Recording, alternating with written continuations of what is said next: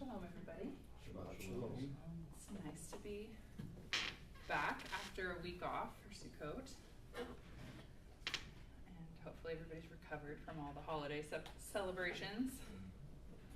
It's always a full season, but it's a fun one. So today we are starting a new Torah reading schedule. We're going back to the beginning. There are copies of I should have walked down there this morning and grabbed some. But there are hard copies of the Torah schedule somewhere on the book. It's not really a table, they're bookshelves now, I guess. In the book area somewhere, there are copies of the reading schedule. And I believe it is on the website also. I think I saw that they had uploaded it.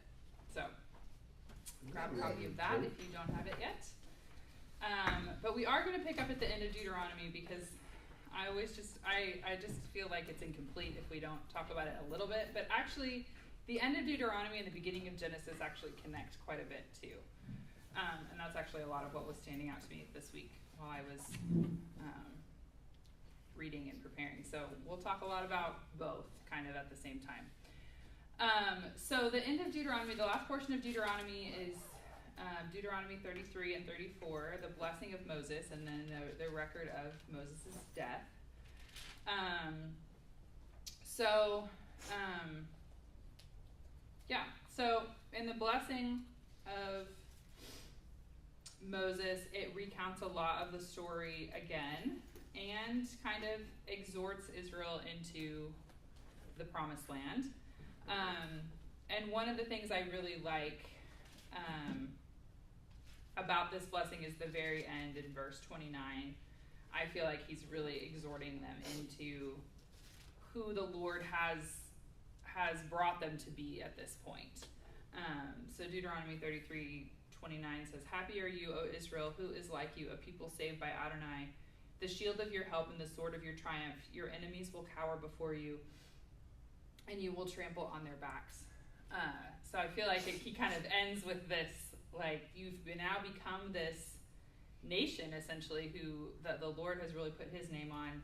He has decided, he's called this people to go into the land and to fulfill this particular purpose. And so it's kind of this exhortation into, like, this is who you've become. And it's going to be hard, and you do have enemies, but the Lord is going to be with you. So I always really like the end of that blessing. So, and then chapter 34 is just kind of, again, giving like this passing of the torch almost from Moses to Joshua. And he gets to go up and see the land, but of course he doesn't get to enter into it. And we find that he has lived, I think it says in the previous one, actually, I don't think it's in this portion, that he's lived the full 120 years, which goes back to Genesis 6, when it says that the Spirit of God will dwell with man for 120 years. Verse 7 says 120 years. Does it say? Yeah. Does it? It does. I just didn't look at that one. Thank you. But he still is like, it sounds like he's still living this full life. He's not, he still is living a good life by that point, which is amazing. And then in verse 9, it says, "Now Joshua, son of Nun, was full of the spirit of wisdom, for Moses had laid his hands on him." So Dennis Prager comments about this, and he says that, because it points out the spirit of wisdom, and he says, "There's no more important trait in any person. Without wisdom, good intentions and even kindness and courage are ultimately of little use." And it also makes me think of James. In James 1, James is exhorting his audience to, it says, if anyone lacks wisdom, they should ask God, who will give it generously. So there's this new covenant emphasis on wisdom as kind of a foundational characteristic that is needed. And also in some of the wisdom literature, and even in some extra biblical writings and other Jewish texts, wisdom is kind of personified. Wisdom has this, they call it, it's actually very often a female representation. But also Yeshua is portrayed that way. So it's kind of one of those interesting things. And there's actually a book. Well, I shouldn't spoil it. But there is a character of wisdom personified in a book called The Final Quest by Rick Joyner, which this is not a blanket endorsement of Rick Joyner. I'm just endorsing this one book, which is kind of it's a prophetic representation of a journey with the Lord, and it's really interesting, has some really interesting imagery. It's a very, very good book. It's actually a series. The other books in the series I don't feel like are quite as strong, but that first, the Final Quest, and you can read it on its own. You don't need to read other things. It's actually really powerful. I've read it several times. It's a short book. There is a character wisdom in that book that kind of guides the main person through his journey with the Lord, which is really interesting. So wisdom is important. So Joshua is given this spirit of wisdom, and that's kind of how we leave it. And of course, then we have this kind of famous ending here of there's not risen again a prophet in Israel like Moses, whom Adonai knew face to face with all the signs and wonders Adonai sent him to do in the land of Egypt, to Pharaoh, all his servants, and all the land, and by the strong hand and great awe that Moses did in the sight of all Israel. So Moses is this, we've talked about before, this very unique character that speaks with the Lord face to face. And of course, we know that the prophet like Moses to come is Yeshua. So there's lots of parallels to be drawn, of course, between Moses and Yeshua.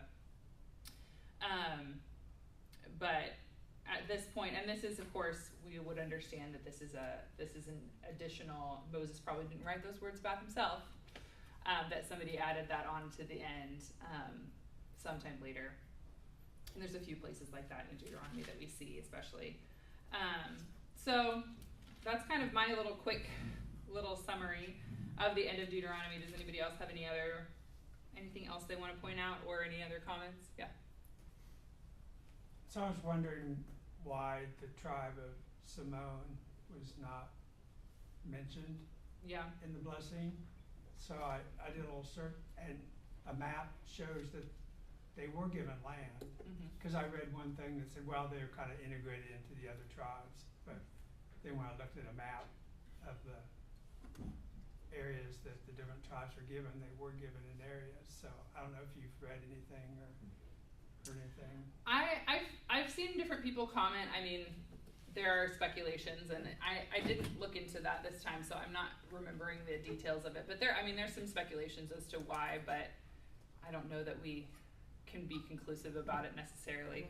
I mean, my note on it was just that they were absorbed into Judah. Yeah, eventually. Per Joshua chapter 19. Yeah. So, kind of like, since they were absorbed into Judah, it's kind of like that. Yeah. But yeah, that's the same thing because I always go through the same thing, like when you get to Revelations, tribe of Dan's not mentioned, that type of thing. So it's like when a tribe is missing, right, it always makes you speculate as to why. Right. Yeah. There's probably lots of rabbinic comments, right? I'm sure there are many. And I'm sure they're all very different. And of course, as is true of rabbinic commentary, you have multiple rabbis, they have different opinions, and there's no effort to reconcile them. So that is the challenge of rabbinic Okay, so I have a question for you. Okay. I don't want to go down a long bunny trail, but okay. I just want to know your opinion of the book, The Assumption of Moses. The battle over his, where supposedly Satan was battling over the body, this type of thing, but do you have any? Honestly, I don't really know much about it, so I don't really have an opinion. Sorry. Okay. No, that's fine. I was just curious. Yeah. Sandy, did you have something? Well, since we're on the missing, something divorcing, in the portion this week, the book of genealogies, when it starts, that Cain and Abel aren't mentioned.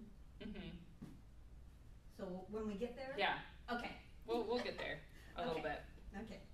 Yeah, it is interesting why things are missing and different things, and it is interesting to speculate about. Yeah. I thought I'd heard that maybe because of the Dinah incident, Simeon and Levi were kind of missing or kind of got absorbed into different Well, areas? there are definitely consequences because of that situation, but at the same time, like the Levites become the priests still. So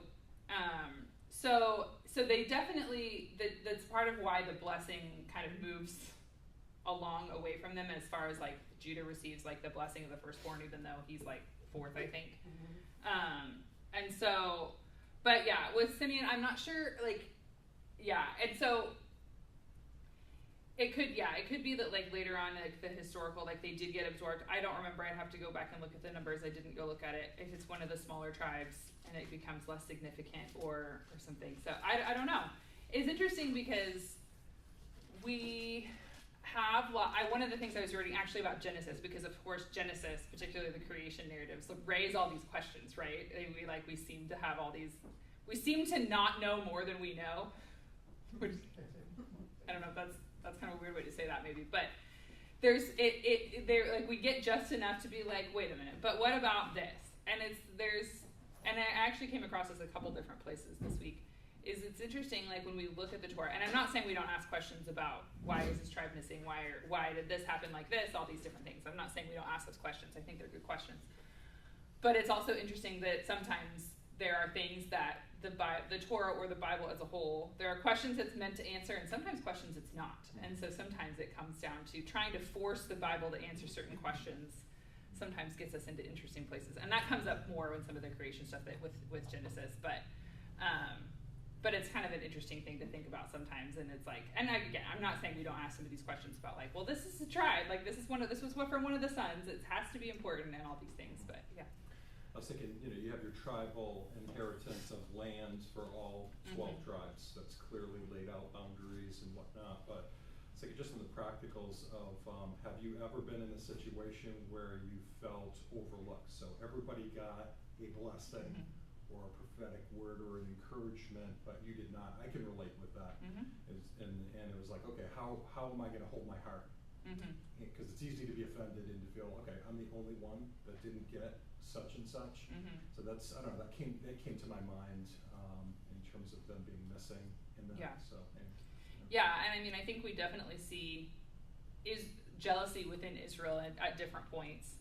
I think that's unfortunately part of human nature, is that we tend to have this comparison thing, and we tend to like think of like, well, they have this and so the comparison and the jealousy and the I feel left out and all of that definitely is, I think, part of the human experience that we always have to wrestle with. Yeah.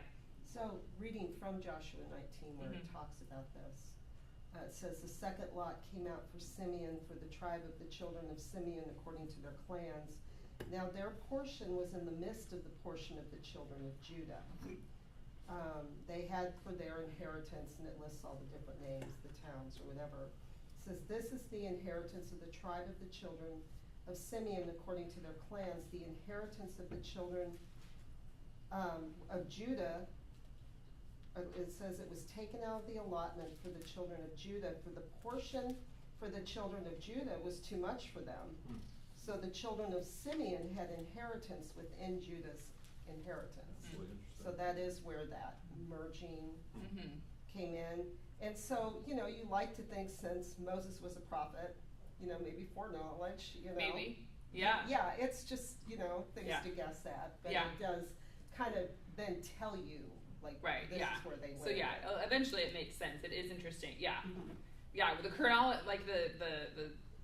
the chronological telling of things makes it interesting. But maybe he knew, or maybe there was already something going on with Simeon and Judah that we don't have all of the detail of, that they were already kind of considered one, we just don't have, it's not written or something like that, Sometimes there are things that are assumed by the biblical text that we don't know because this was too many thousands of years ago.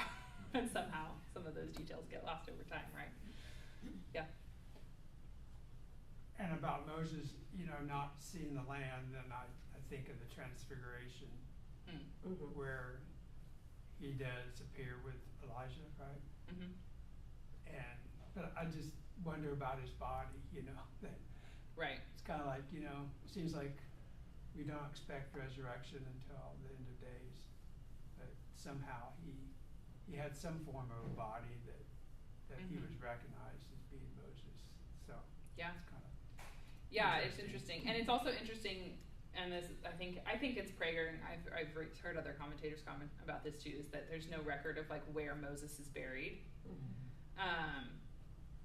And some of the speculation about that is so that it can't become like a shrine or a place to be worshipped, because it seems like, yes, Moses not going into the land is a consequence in a specific event, but also like there is also this aspect of like it's really important that Moses not become this character who's worshipped, right? Because he's fulfilled such a unique role, and he's been such an important kind of representation of the Lord to these people, that it would, and it's like when you have a physical person in front of you, it's much easier to like make that connection. And so, but it's very important that that Moses not be worshipped. And so even not knowing where he was buried means like that can't, you can't even make a shrine to him or whatever in that place, which is really interesting. So some of this also seems, but yeah, it is, the transfiguration is cool because it's like, even though he didn't get to enter the land, in some sense he did, because he appeared there with Yeshua. So that's kind of a cool. I think that would be better. Like you get to actually. With the Messiah. With the Messiah discussing what he's going to do. Right. Yeah. Which really, this is a bunny trail. We're not going to go too far down this one either. But it's also like, it talks about Moses talking face to face with the Lord. And if we understand some of these appearances of the angel of the Lord, or these physical kind of manifestations of God in the Torah and the Old Testament to be Yeshua, it's like, do you think he recognized him? Like, was he already recognizable to him, before this point? Because he had known him in this it's like, we don't know, It's just interesting. It's interesting to think about, like, what his interaction with Yeshua was like, because he did interact with him in some sense before he came. Anyway, we won't go all the way down that trail, but it's interesting to think about. One quick, just half a step back. We're talking about Simeon. There was a curse pronounced by Jacob in Genesis 49:7. Cursed be their anger, for it is fierce. Their wrath, for it is cruel. I will divide them, Simeon. I will divide them in Jacob and scatter them in Israel. And so, because of their role in the massacre, I'm assuming. Yeah. So there was like a curse. So this is kind of like the curse playing out what it might look like to be scattered. Yeah. Yep. Definitely. Okay, so we're going to start moving toward going back. But as we go back to the beginning, just a few comments and thoughts about kind of some of the connections between Genesis and Deuteronomy. Because particularly if you think about, at times I've given like this handout that's kind of shows the Torah as this mountain, right? And Leviticus is the top, with Leviticus 16 being the summit. And then as you go down, you have parallels of Exodus and Numbers as kind of the mid-level, and then you have Genesis and Deuteronomy at the base. And so there are a lot of parallel themes and styles, and the things kind of tend to come full circle a little bit. So we'll just kind of talk a little bit about that as we're kind of working our way back to Genesis. And last year I was remembering I had Chris Plotz come and talk about Genesis, and that was really fun. I kind of thought about it again this year, but because the beginning of Genesis is his kind of focus area, and he's always reading and learning interesting things about it, so it's kind of fun. But anyway, so I won't quite do the same justice, but we'll still have fun. So in Prager's view, as we look at the end of Deuteronomy, he says it is fair to say no two events have shaped human history as have God's creation of the world and God's creation of the Jewish people. So at the beginning of Genesis, of course, we have the creation, and by the end of Deuteronomy, we have this nation that God has put his name on, and who have become the Jewish people at this point. Still kind of referred to as the Israelites, but I think we can agree that Judaism has, in its earliest form, kind of been birthed by this point. So, and we also come to this parallel that in Genesis, when Adam and Eve are cast out of the garden, of course the way back in is blocked by some of this is that I'm summarizing a little bit is from the Torah story book, and they call them sphinxes, which some will call them cherubim or whatever. These beings that are guarding the way into the Garden of Eden are also depicted on the curtain that is in front of the Holy of Holies. And so there's kind of this parallel that it's like when you have the garden reality where, of course, God and man were fully able to exist together and everything was, kind of untainted and wonderful. And the tree of life was in the middle, it gets kind of sealed off from humanity. And then at the end of the Torah, because of course a few chapters prior, we saw the instruction about writing the book of the Torah and placing it next to the Ark of the Covenant. And then of course that's in the Holy of Holies, kind of behind the veil, which is also kind of has this same depiction of these beings kind of guarding it. So there's kind of this separation even with this instruction, except for this instruction is also living and is taught from generation to generation, and so it's very much a part of life. And we've talked about before that we can look at some of like the establishment of the tabernacle in some ways as one step closer to going back to this kind of Eden reality of this interaction between God and man. It's closer, the Lord and everybody's able to be closer than they had been up to that point. And we also have this reality of that Deuteronomy is in many ways a new beginning, much as obviously creation is the beginning.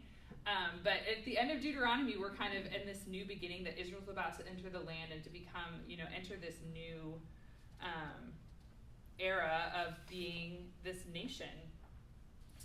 And the Spirit of God is still very much with them. So the same Spirit that was hovering over the waters or over the void, or however you want to word that in the beginning, is the same Spirit that has been guiding them into the Promised Land. So there are many more other ways that there are parallels here, but we very much have this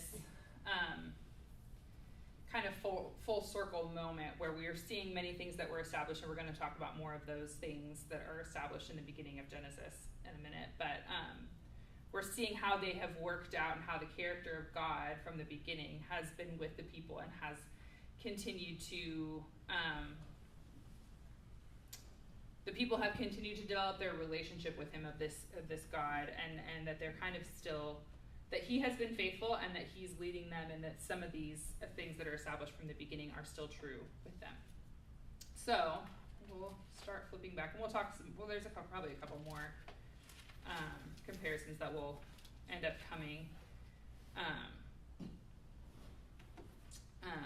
that will come up as we talk, but that's kind of what I wanted to bring up as we were circling back here a little bit. So Genesis, what's interesting, one of the interesting things, there's lots of interesting things about Genesis, is that, like, generally when we look at Genesis, we look at it in two parts. And the first part is Genesis 1 through 11, and the second part is Genesis 12 through 50, which feels very unbalanced. But it's kind of what makes sense. And then some people will break down the 12 through 50 into other sections, but there's a definite difference between what's going on in Genesis 1 through 11 and what's happening in the rest of Genesis.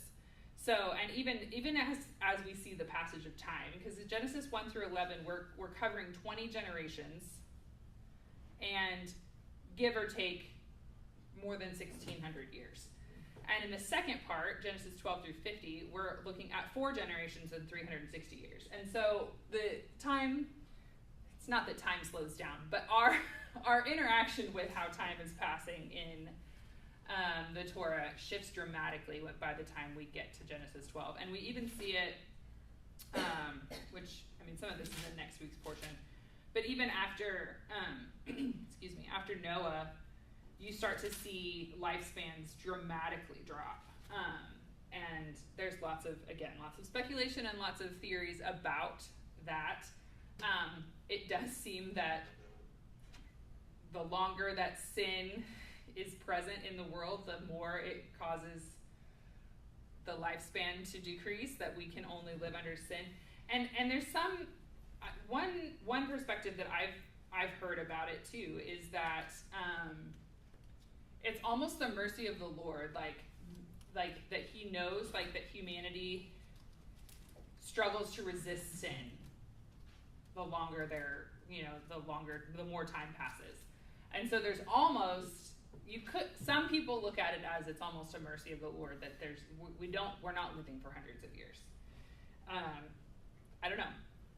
But it definitely seems like there's an impact on human lifespan. And before we jump into creation, I liked this quote. I pulled out a book. It's called The Promised Plan of God. It's by Walter Kaiser Jr. And it's a single volume sort of commentary. It's definitely not verse by verse, but it does go through every book of the Bible. About this common theme, about how God desires to dwell with people, basically. He kind of defines this promised plan of God as this, the repeated kind of statement that we see throughout the Bible of, I will be your God, you will be my people, and I will dwell with you. And so he's kind of placing that at the center of his theology and his argument as he's working through this biblical theology. And so this is what he says about Genesis, and I really like this. The theology of the whole book of Genesis is centered around the goodness of God in extending his blessings of the promised plan so generously all the way from creation to the choice of Abraham's line to be the means by which God would bless the nations of the world with his gift of good news. The word for the promised plan of God that dominates the theology of Genesis is blessing, a word that occurs in both its verbal and nominal form some 88 times in the whole book of Genesis. So he's bringing out this theme of blessing, which we'll also start talking about, because we, of course, by the time we get to Abraham, which is a couple weeks away still for us, but we see the covenant with Abraham as this kind of foundational covenant, even though we do see covenant being made in a way with Adam and then again with Noah. But by the time we get to Abraham, we have this three-part covenant of land, seed, and blessing. But it actually shows up here in this in the creation account, actually. So we will talk about that. So, actually, let's just talk about that now. So as, of course, we're working through Genesis, and we'll go back and talk about some of the days in a little bit, but in Genesis 1:28, this is when God has created man. And I'll back up just a little bit. I'll back up to 27. It says, God created humankind in his image. In the image of God, he created him male and female, he created them. God blessed them and said to them, be fruitful and multiply, fill the land and conquer it. Rule over the fish of the sea, the flying creatures of the sky, and over every animal that crawls on the land. So we see the blessing because it says that he blessed them. So there's this blessing being given to them. The be fruitful and multiply is a continuation of that blessing. Fill the land. So there's this land connection already being established here, and conquer them. And of course, this be fruitful and multiply is also this seed or this generational aspect as well. So really we are seeing this, we're seeing this covenantal aspect being kind of established even from the very beginning of the creation of man. And then we're gonna look at an example even with how some of this continues on with the fall and with Cain a little bit too. So anyway, I guess I should pause there. I've been saying a lot of things. Yeah. So the very first word, Bereshit, in the beginning. So I find it fascinating that prior to the Bible being written and those areas of the earth that are not affected by by Scripture, most religions, in terms of time, they don't see it as linear. They see it as a cycle, that there was no beginning. There will be no end. Life is just a cycle. You're born like into a caste system, so you can't progress. You just, life is, there's no beginning, there's no end. But you have this dramatic difference in the Bible that makes a case that there was a beginning and that there will be an end. And so I find that really fascinating that as Westerners who have been affected by Christianity and Judaism, we just have this assumption of beginning and end when most of the world doesn't have that perception. And so it's just like this whole concept of life, is so dramatic that we just, but it's not dramatic if you just, that's how you live your life. You just assume that there's a beginning and end. But all these human cultures that have developed religions and perspective that are so contrary to that. But the very first word of the Bible is making the case that there is a beginning. Well, so I'm gonna say yes and no. Yeah. Good. So it says, in the beginning God created the heavens and the earth. So there's a beginning to the heavens and the earth. Right. But what is interesting, and another way that this is different than other ancient religions, is that we are not beginning with the creation of God. Right. Yeah. So most other religions, so it's interesting because like other religions kind of flip it. It's like, yeah, there's no beginning or ending to time, but that yet you have these origin stories of deities, right? Whereas we have no beginning story of God. God always existed, right? So even though we do have a beginning, it's a beginning of heaven and earth. It's not a beginning of God, right? Yeah. So, which again, I like what you're saying though, but because it is the inverse of what other religions have created, where it's like, yeah, we're just in this cycle. And sometimes there will be these cycles of even different gods because gods can live and die somehow, right? But there's no birth story for God in the Bible because he was never birthed, right? He always was. Which again is one of those things, like our brains don't really, our brains can't process infinity, right? Like our brains can't comprehend that God has existed forever, like because we don't know how to comprehend that. But there is a beginning to time, and there is a beginning to creation, and there's a beginning to the world, there's a beginning to how time functions as we know it. There is a beginning to all living beings, to the seas, to the sky, to all of these things. So there is this beginning to this world that we know, and there will be an end to it as well. Sort of. Because at the same time, we'll also live forever, right? Yeah. Yeah, and to blow our minds even more, God had to create space. Right. To put creation in. And so to imagine that there's not only God is forever, God is not even in space. Right. I mean, our minds, because we live in time, and we live in three dimensions of space. And so to me, it's kind of, I'm awestruck by all that, and it kind of feels good to kind of have that sense of wonder. Right, it does, yeah. And I think it's one of those things that these first, really two creation accounts at the beginning of Genesis are meant to stir in us. Is like, it is supposed to raise questions in us, even if we can't find answers to all of them. Even though some of the attempts and some of the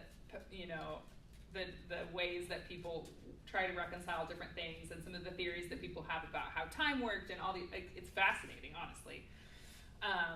And yet we still have to have this posture of humility of like, there are just some things we can't know about it, we can't understand, and we're not meant to. So and we always have to balance that, in my opinion, with yes, we have all these questions, and there's this wide there's this huge amount of things that we don't know from this and that we wonder about, and that I think are meant to inspire awe in us of like, wow, this God is, you know, his the way that he's designs and creates is fascinating. And also, we do need to look at the text and say, okay, but what are we supposed to know? What are we supposed to take away with this? What is God telling us through the text? Because we have specific things. If we believe this is the word of God, and I hope we do, which honestly, particularly the first several chapters of Genesis, even people who would say the Bible is the word of God, people have a really hard time sometimes saying that the first beginning of Genesis is the word of God. And it's an interesting thing. And so many people, this is the part where like, well, it's the word of God, but this is all lore or allegory or metaphor or whatever. And there's some of that, because again, the Bible is always in this tension of if we're going to fall into error with the Bible all the time if we swing way too far to literal or way too far to allegory. We have to somehow hold both, always. And so because again, like, I mean, you can spend your whole life debating, when it says day 1, day 2, is that a literal 24 hours? Or is it some other period of time? And people spend their whole lives debating and defending their opinions on that. And you are welcome to have whichever opinion you like. I have my own opinions, and I don't think that's the hill we need to die on necessarily.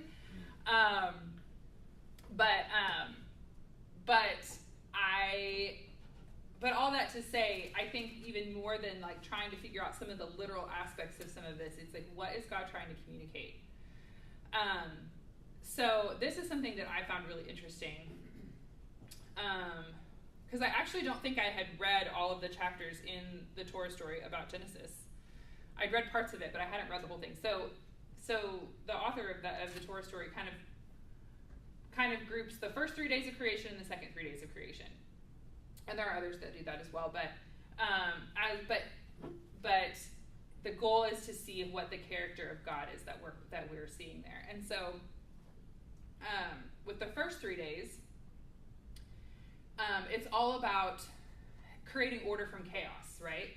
And this author is saying that the main way that happens is through separation.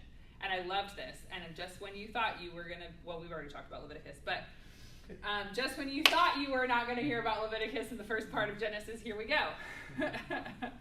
I really like this perspective. And now let me find the right quote, because I don't think that's the right one.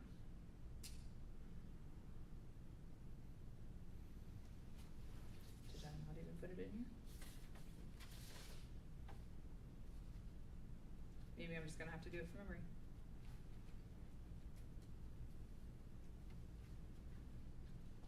There it is. So, so the first 3 days are about creating this separation. And it says, without grasping the essence of order as separation, the call to be holy, which is being separate, set apart, right, for the Lord. So the call to be holy in Leviticus will not be rightly appreciated. So I'm like, oh, he's setting us up for Leviticus in the first 3 days of creation. This is fantastic.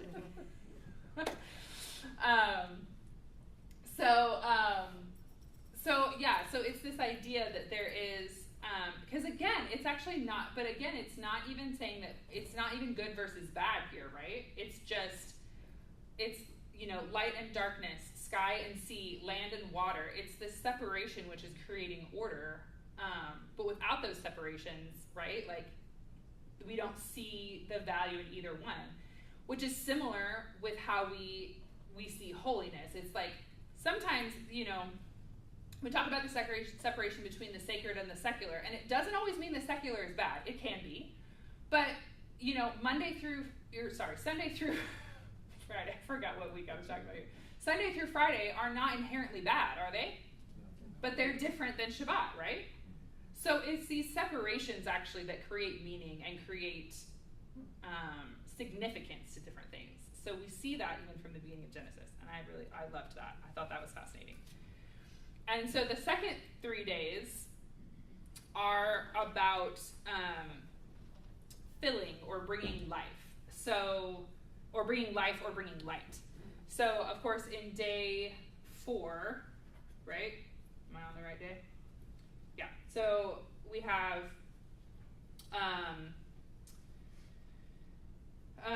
the sun and moon and stars, right? And is that day 4 or is that day 3? Yeah. Am I day 4? I was like, did I lose my days as I was going through? I got nervous there that I was wrong. Anyway, so we see time, right? So we now have time. We have something to mark life with, in some sense, right? Which is interesting also that we get sun and moon and stars in day 4 and we've already gotten light in day 1. But anyway. Yeah, I was gonna say that's the thing is like the sun and moon and stars, even though those are markers. Right. Day 1, he created light. Right. Which takes you then, of course, to Revelation. Yes. Where they don't need the sun anymore for because he because is the Yeshua, light. Yeah. God is the middle of everything, and he's so the we light. always like in our minds think of this like we have to have the sun and this is light. Yeah. But there was light and there was darkness. Right. Before that. Right. Because why did he give us sun, moon, stars? To mark the Moedim. To mark the Moedim, to mark the passing of the seasons, to mark the holy days, ultimately, to mark. That was on the 3rd day. 4th day. Fourth day, yeah. How did they mark time before that? They didn't. Then how can you have day 1, day 2, and day 3? That's a great question. Yeah. What is the definition of a day? Right? There's nobody alive to mark. That's right. There's nobody, and that's why. So I'll say this. So some people do hold to their literal 24-hour periods of time. That's fine. There are some people who make some really interesting arguments about it, and then there are others who talk about them being some type of like an age.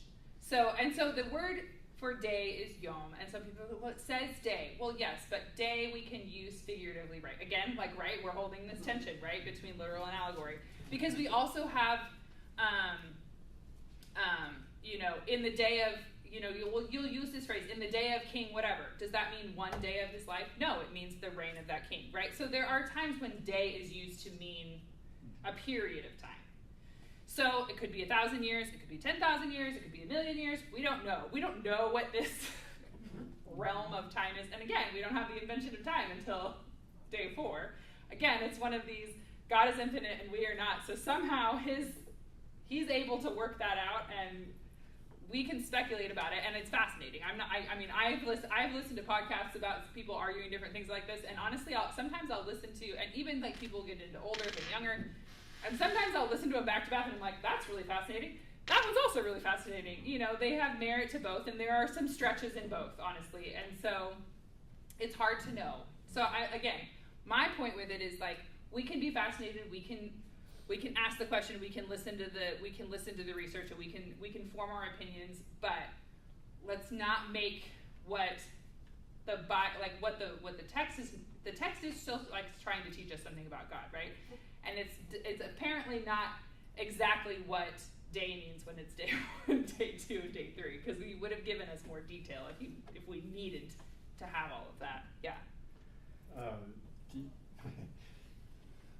Ultimately, the way I had to deal with it, and I just had to tell myself, at least to me anyway, it doesn't matter how he did it as much as it does he did it. Exactly.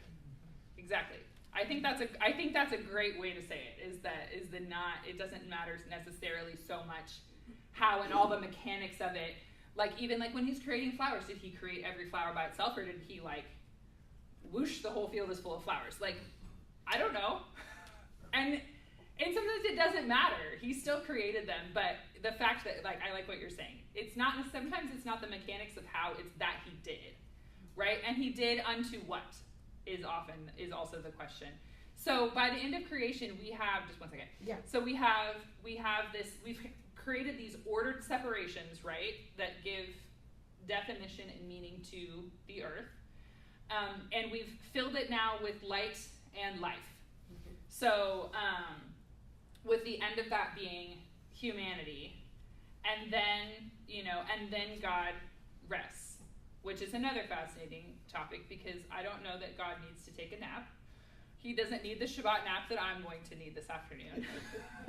But But there's this enjoyment of creation reality to it. So it's like he creates everything up to humanity, and then everything rests and just I kind of almost get this image of everything, all the systems are running as they should be, right? You know, like when you have something that runs well, a machine that runs well, it doesn't require a lot of maintenance, right? It just keeps going.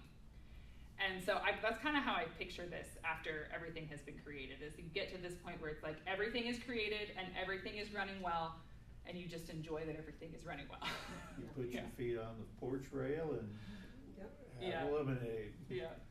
Well, I like, because when we first started and you were talking about the end of Deuteronomy and how the spirit of wisdom was put on Joshua, and how important that wisdom was. And when you look at Proverbs, I love this one little phrase, because I've linked this to Genesis 1, verse 1. It says, in Proverbs 3:19, it says, by wisdom Adonai founded the earth. By understanding he established the heavens. By his knowledge the deeps were divided and the clouds dripped dew. So we've got this, like, it's him, you know. He did it with wisdom, he did it with understanding. He's that spirit, and I still link that because it always talks about the spirit of wisdom. So he did that in a Trinity type of forming too. Right. So you've got this spirit of wisdom, spirit of understanding, being a part of his creation, of how he creates. Yeah. And so that's kind of like his ways are higher than our ways, and you know, our knowledge is, because it was by his wisdom that it was done, not by how I figured him out. Right. You didn't have to Google any of it. Nope. You didn't need to have a conversation with ChatGPT? Nope. Yeah. Quick comment.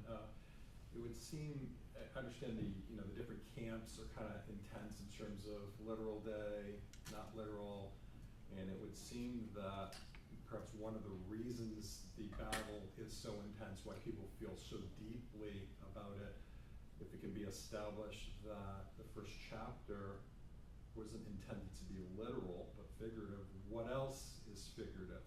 You know, is Noah's flood figurative? Is the whole story of the cross and our redemption, is that also figurative? And so it kind of opens the gate to an erosion of just truth and what is truth and the inspiration of Scripture. But I've never gotten away from the first couple chapters where it says, first chapter where it says, there was morning, there was evening the first day, and it repeats it. There was morning, there was evening the second day, and that seems to really define it very precisely. It doesn't leave it vague, morning and evening, and so I've kind of rested on that. But I do understand there's plenty of good people that are maybe have a different view in it. I think we need to be open to at least hearing that. And I mean, I'm not saying that we're looking at the first chapter of Genesis as figurative. I'm saying that there are different ways to understand time. And so, I mean, I really think this happened. I really think that God created in order. I think, but also the reality is, and these are just different points that you can bring up, is because also the reality is that this wasn't being written as it was happening, right? Most people believe that Moses wrote this back, so how did Moses know about it? God told him. God told him. It was, these stories are passed down generationally. Yeah.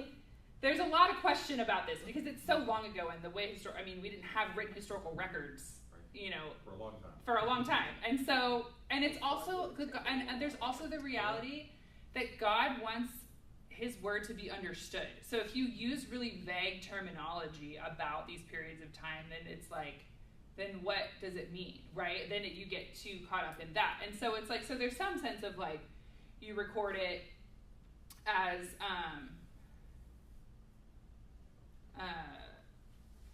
like that you record it in terms that are understandable to the people who are reading it later. So I don't know. I mean, yes, there's the evening and the morning, but at the same time, it's like before the creation of time, does that happen in every 24 hours or does it happen in for a long period of time? I don't know.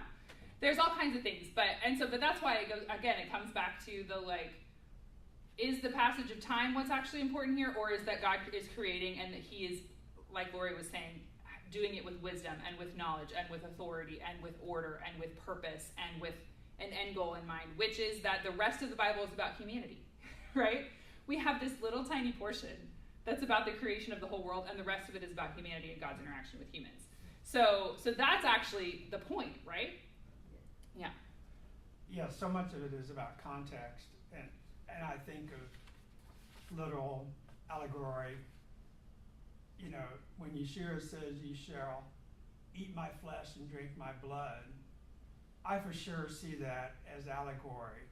That what he's trying to teach me is that you have to be all in. Mm-hmm. You have to be totally consumed with Yeshua and what he taught and what he did. But, you know, I'm not Catholic, but I've read that there's some understanding within Catholicism that, you know, when you take communion, then the wafer and the wine become his flesh and become his blood. I can't go there, but, you know, there is that, taking what he said literally there in that context. But, yeah, so I think the Bible, you have to really somehow understand what is being taught is the more important thing, whether it actually happened or not. Because there's a lot of the Talmud, you know, that tells these fantastic stories and people get hung up on, that didn't really happen. But if you just take it, okay, what are they trying to teach? That can give you a nugget that is beneficial. But yeah, the context, you know, because some people say that, well, the whole idea of Israel being God's chosen people is just, you know, allegory, and now it's the church and all the pleasant things. So you have to look really at the context. It does, yeah, for sure.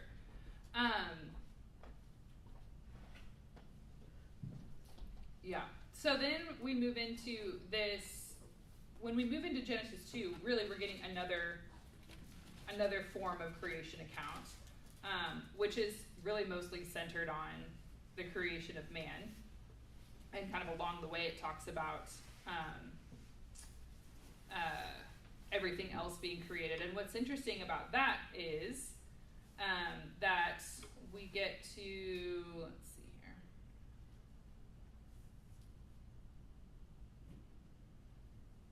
So, because this one almost sounds like it reverses. It's not really, but because it kind of talks about the creation of animals and then bringing them to the man, right? It says that Adonai, and this is chapter 2, verse 19, Adonai Elohim had formed from the ground every animal of the field and every flying creature of the sky. So he brought them to the man to see what he would call them.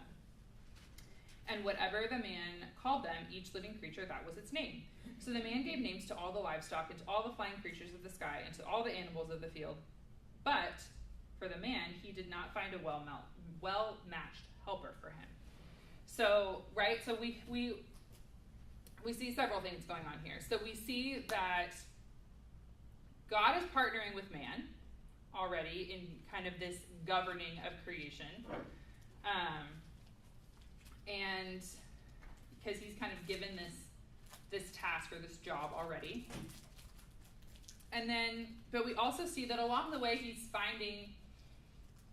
learning that none of these animals, these created beings, are a suitable companion for him, right? And then we have the creation of woman after that. And so there's this, I'm trying to remember how, I didn't put it in my notes, but I'm trying to remember how, there was an interesting phrasing I read about this this week, that it was something that was like man was created in the image of God. So through the creation of man, we see the image bearer coming to earth, but then through the creation of woman, we see this relational, or this need for social, I'm trying to remember the phrase that it used, I'm not saying it quite right, but basically this need for this social communal reality. So we kind of see both coming through the creation of man and woman. But we're not, we are meant to have a relationship with God and with other humans, right? So then, and I'm going to move us along a little bit because we've got like 15 minutes left. So then, of course, we know things quickly change, right? By chapter 3, we see that the serpent was shrewder than any other animal in the field. So, and again, raises more questions than it answers here. As why, if God created everything in the garden, why did he put the serpent in there? Why did he allow the serpent in there? And we're not going to chase that rabbit. That's a very interesting, long conversation. But the reality is that he's there, right? And that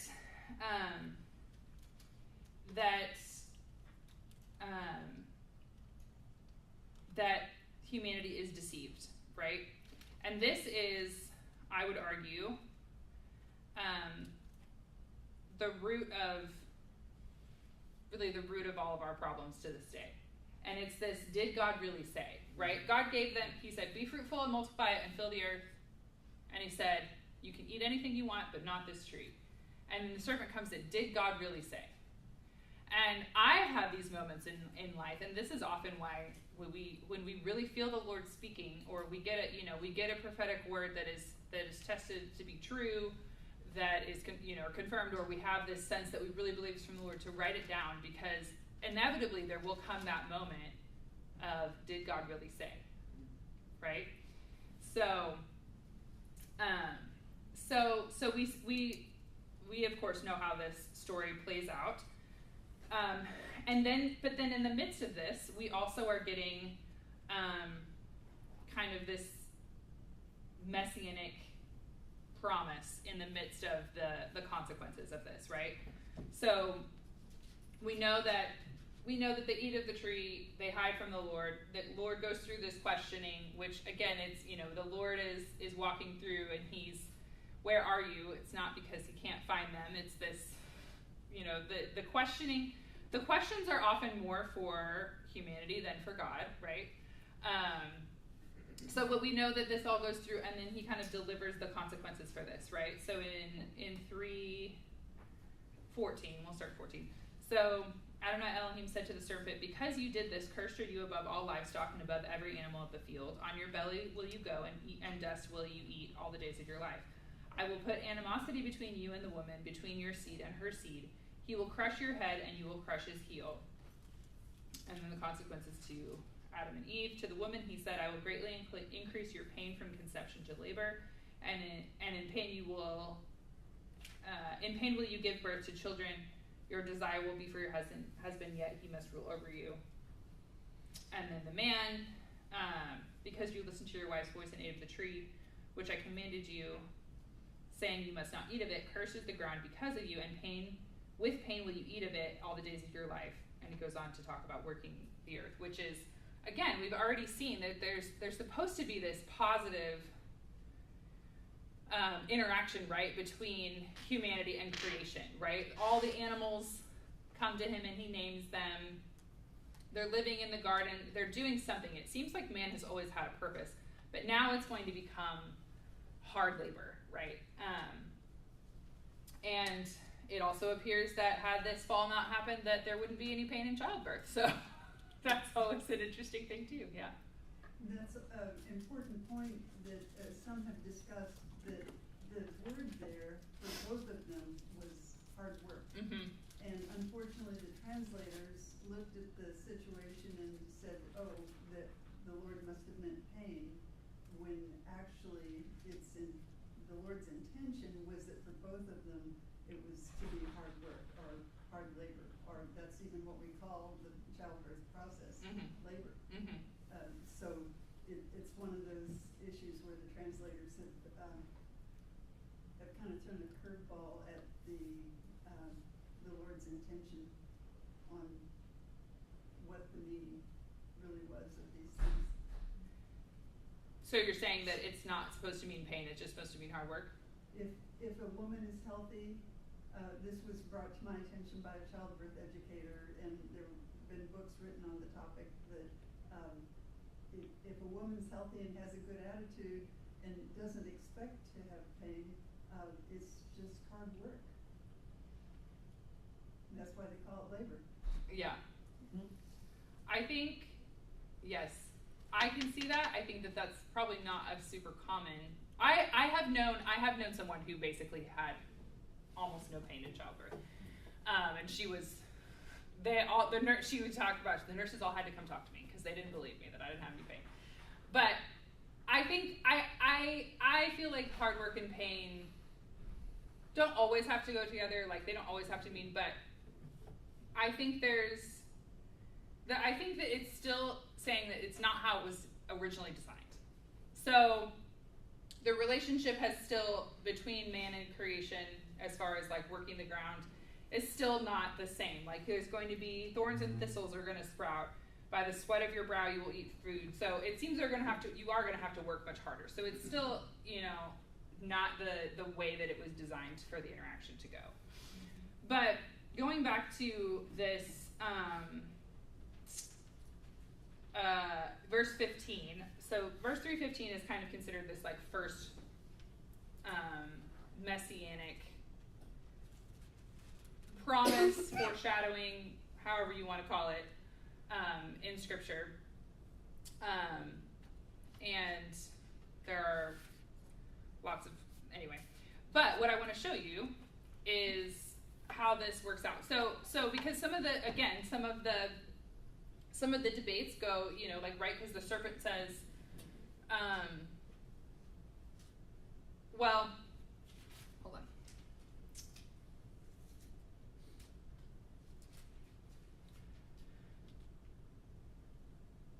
Okay, so God tells Adam and Eve, the tree of knowledge of good and evil you must not eat, for when you eat from it you will most assuredly die, right? And then the serpent, that's the conversation that the serpent has with the woman about it.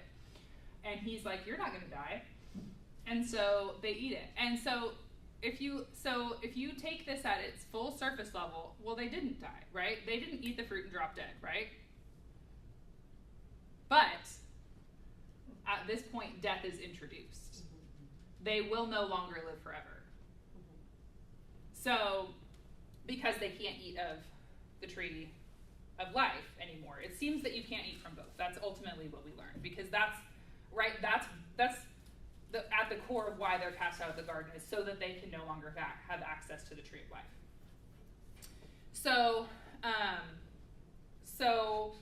And death is this kind of, like we talked about the order of creation, right? That creation is creating this order through separation, and creation is about giving life, right? About bringing forth life. Whereas death, now we have kind of the opposite. We have kind of descending back into chaos.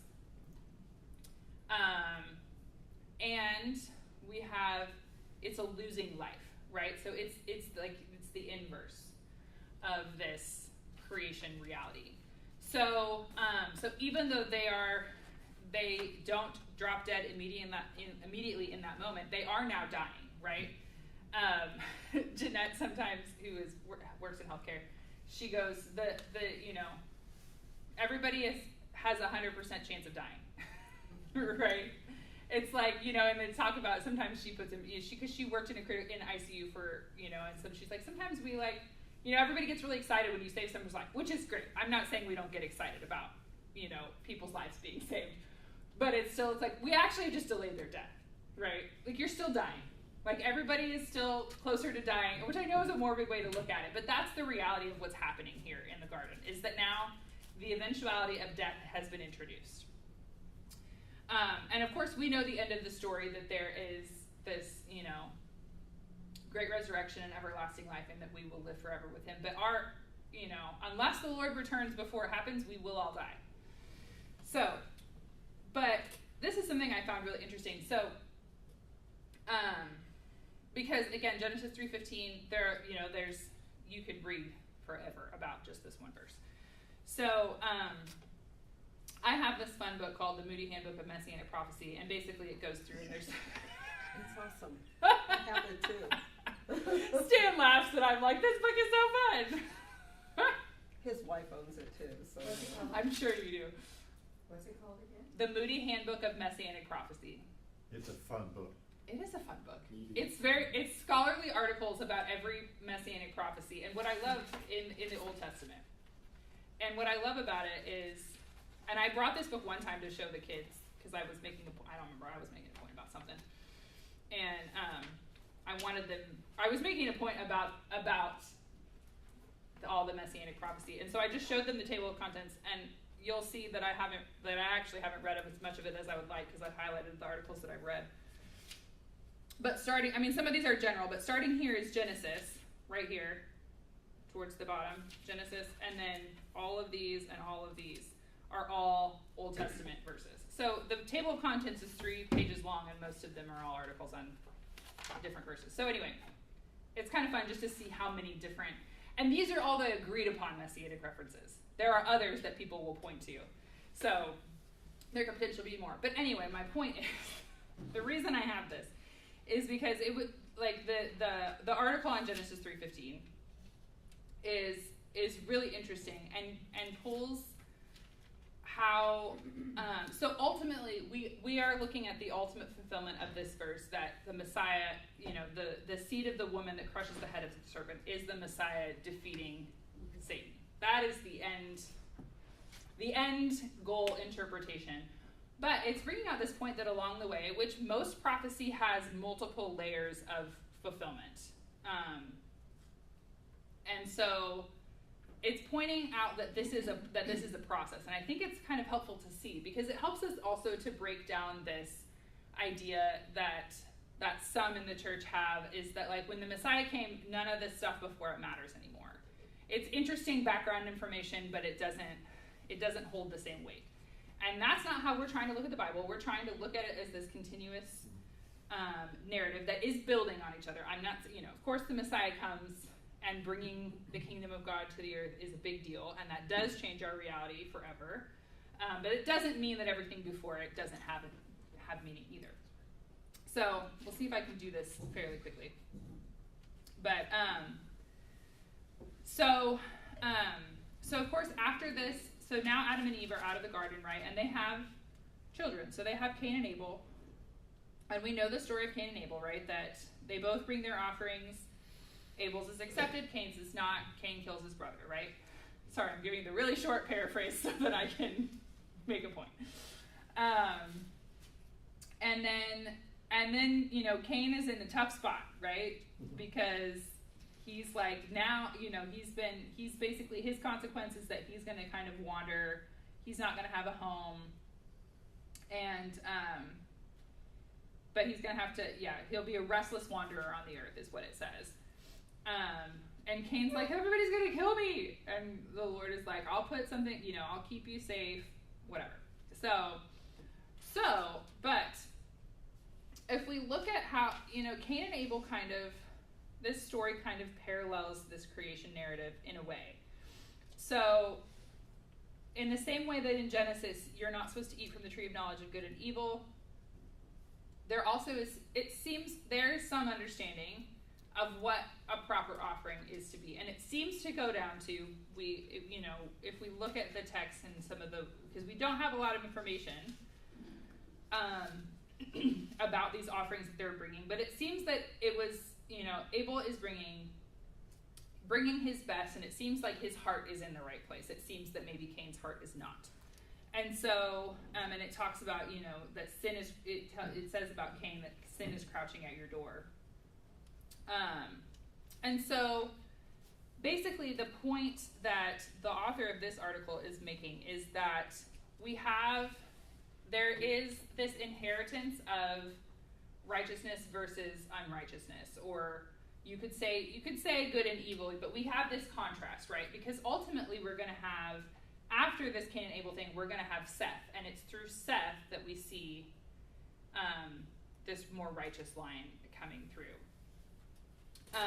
But with Cain and Abel, Cain is kind of is in essence inheriting the line of the seed of the serpent. So, let's see. So God's curse is on Cain, and it marks him and his children, which is then... So it's also this, like, the seed of the woman, if you think of it as the literal, so Eve has these sons, right? So you think it's going to be this literal next son, which ultimately we see. But if we look at Cain, we see a lot of things that are the same the serpent. So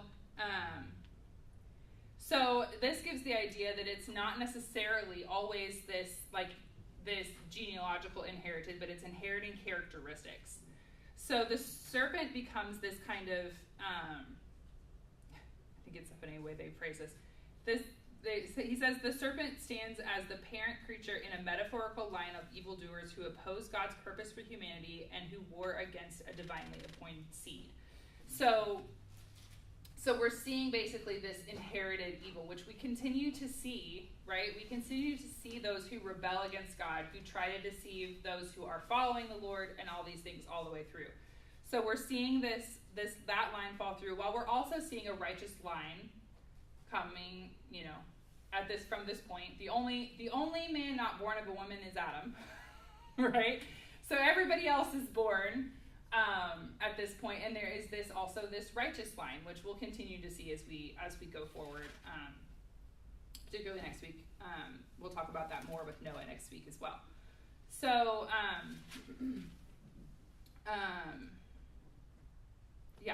so even in this first generation outside of the garden, we're seeing this seed of a woman and seed of the serpent line starting to continue. And of course, it's meant to show us and be building towards ultimately the Messiah, right? The Messiah is the ultimate seed of the woman who will defeat Satan, right? Because we find later, because the serpent is not actually called Satan at this point. Later on, we're told that is who it is, of course. But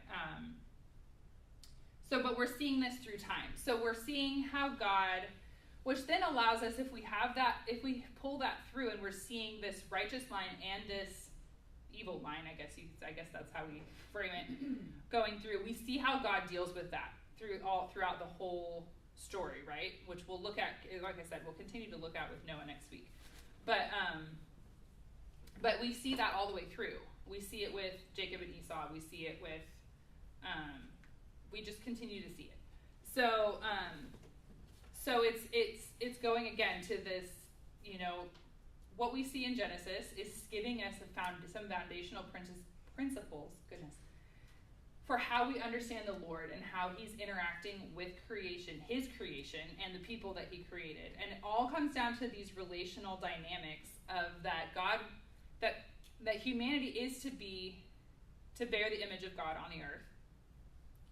And yet there's this rebellion. And actually in several sources that I read, they make the point that, we see that God spoke, right, the earth into being. And so his word is powerful. And even, in the beginning of John, which is the gospel portion that we read alongside this on our reading schedule, it's, in the beginning was the word, and the word was with God, and the word was God. And so we see that his word and his voice is powerful. And many commentators make the point is that all creation listens to the voice of God except humanity. And that is an extreme statement.